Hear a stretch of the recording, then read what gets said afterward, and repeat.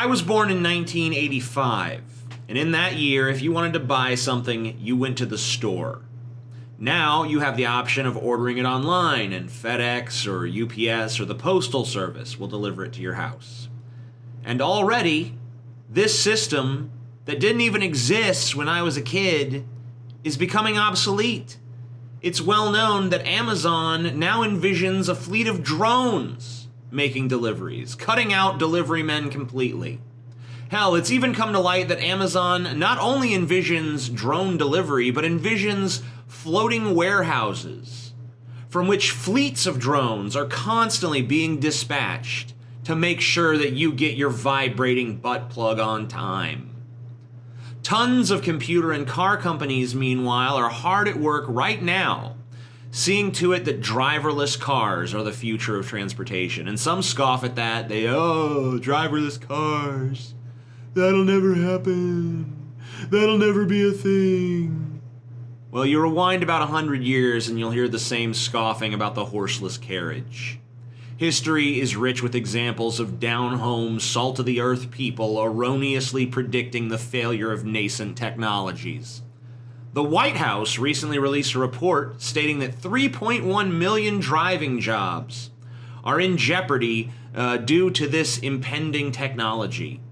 Because why would a company leave their cargo in the hands of an inept human being when they can have an obedient machine that does what it's told without question or complaint and does it with much greater efficiency and safety?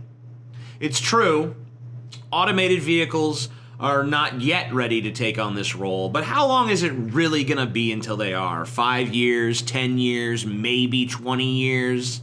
No one knows for sure, but given that Google has already been testing driverless cars across the nation with little to no incident, we can assume that this change will almost certainly happen in our lifetimes. Cashiers are being phased out as well. There are a number of restaurants where you don't order from a human being, you order from a tablet. And guess what? McDonald's and other fast food chains are investing heavily in adopting not only automated cashiers, but automated cooks as well. We could be looking at a near future wherein the number of employees that it takes to run a McDonald's at peak hours is 1 or maybe 2. The rest of the labor will be done by machines. And I won't even give credence to those who are still naive enough to see this as just a science fiction fantasy. In 1980, 5 years before I was born, Luke Skywalker was given a replacement limb that looked like a real hand in The Empire Strikes Back after Darth Vader cut his hand off. And anyone who watched that film back then would probably have told you that such technology would never exist in their lifetimes. Yet, now it does. Johns Hopkins University has already developed robotic prosthesis, controlled by thought. They built an arm, a robotic arm that's just like a real arm. It's controlled by your thoughts, and it even has the possibility of sending back sensations to your brain. Science fiction doesn't take that long anymore to become scientific fact. That's the point. Even jobs that you might imagine are not threatened by automation. They actually are. Writing, for example. I don't know how many of you are aware of it, but the Associated Press is currently, and when I say currently, I mean as in right now, publishing articles written entirely by robots. Word generation technology, that's what they're calling it, is being used by tons of companies. Being used by Allstate, being used by Samsung, being used by Yahoo. You don't need a human being to write something anymore. A computer can do it just fine. In fact, a computer can do it better because it can research faster than a human being. It can do math faster than a human being. It can do statistical analysis faster than a human being. A lot of people from all walks of life are staring down the barrel of a shotgun called obsolescence.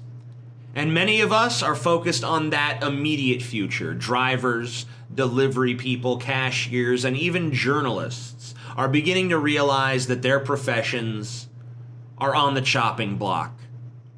And what about all the people who work at call centers, Right now, if you call a major company, if you call up Sprint or whatever, Verizon, any company that you might need tech support for, you're likely to talk to a machine before you talk to a person. And right now, the conversation is basic, just a series of prompts.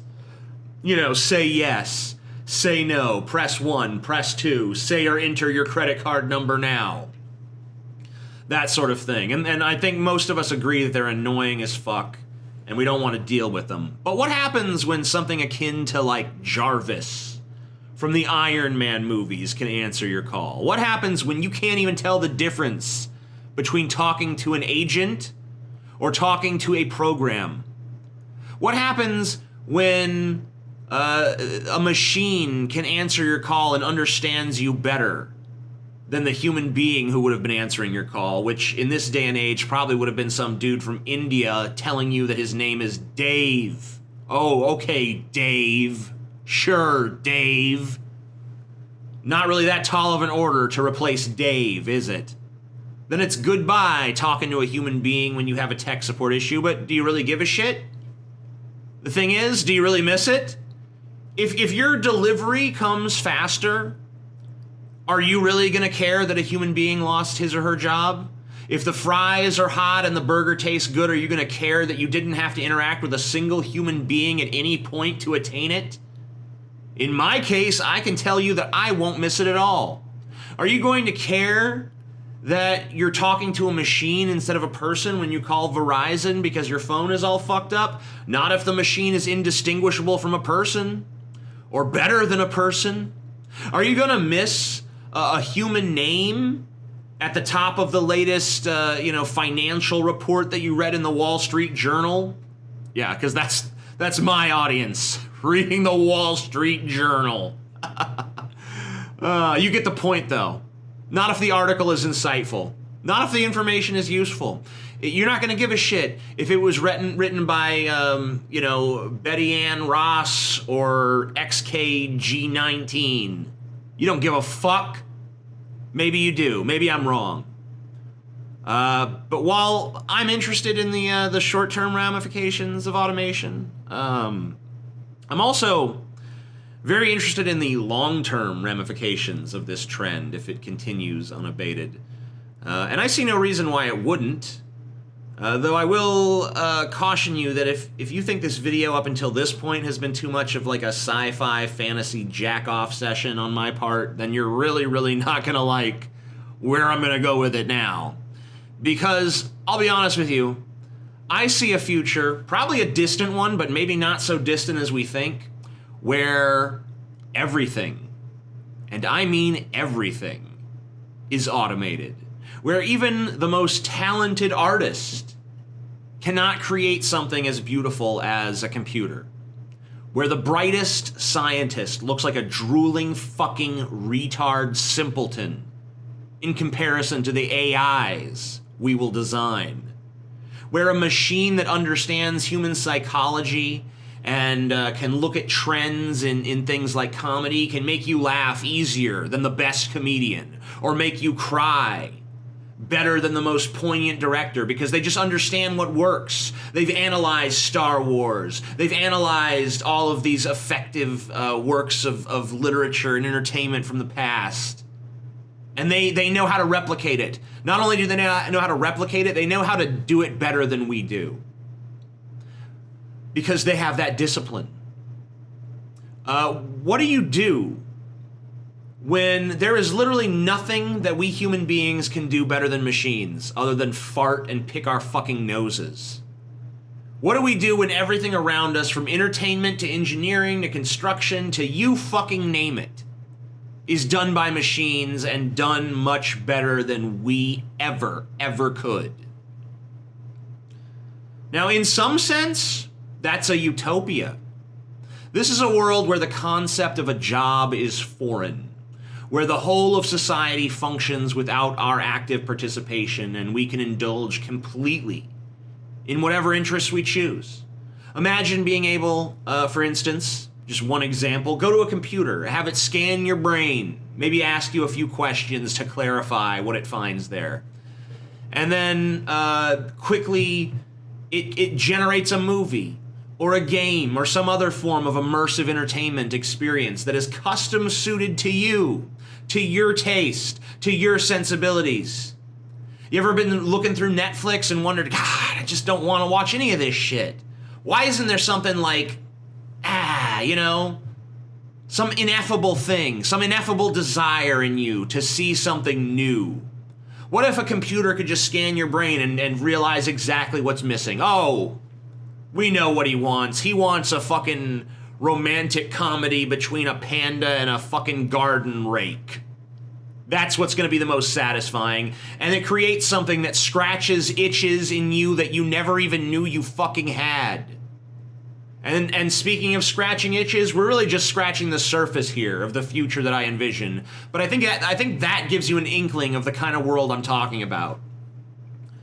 I kind of wonder, though, what such a state of affairs would do to the all-important human ego. What sense of pride can we take in a world where everything we have is given to us by machines? Would anyone want to, for example, create a painting if they knew that no matter how skilled they became, there's going to be programs out there that can instantaneously create visions far more complex, with infinitely more skill, and even more moving? What I'm really asking is, what does the human race do if and when we reach a point where everything that we take pride in as human beings is something that we are no longer the masters of, that we are no longer the best at? Now, as a disclaimer, predicting the future is a path fraught with peril, of course, and maybe none of this will come to any sort of fruition. Maybe people draw the line with automation and decide not to pursue it beyond a certain point. Maybe human augmentation, be it genetic, be it cybernetic, be it whatever, is able to help us keep pace with the machines. Maybe Islam takes over the world and the globe is spiraling, into a new dark age. Or maybe we nuke ourselves into fucking oblivion. Or maybe my future does come to pass, but humanity becomes too hedonistic or maybe just too pragmatic to care about the philosophical ramifications of being usurped by our own creations. There's so many variables and countless possibilities, and I don't claim for a second that I'm any more prescient than the next person. But if current trends continue, we may be faced with a future where the human race exists solely to be raised from the cradle to the grave by an automated society wherein our every whim is made reality, and yet we no longer have any pride in our own humanity, and no longer place any value on our own works and our own creations because we've created creators more creative and accomplished than we ourselves could ever be. I mean, I have a fuck of a lot more to say on this subject, folks, but I don't even know how receptive you guys are to this, and I'm running out of time anyway.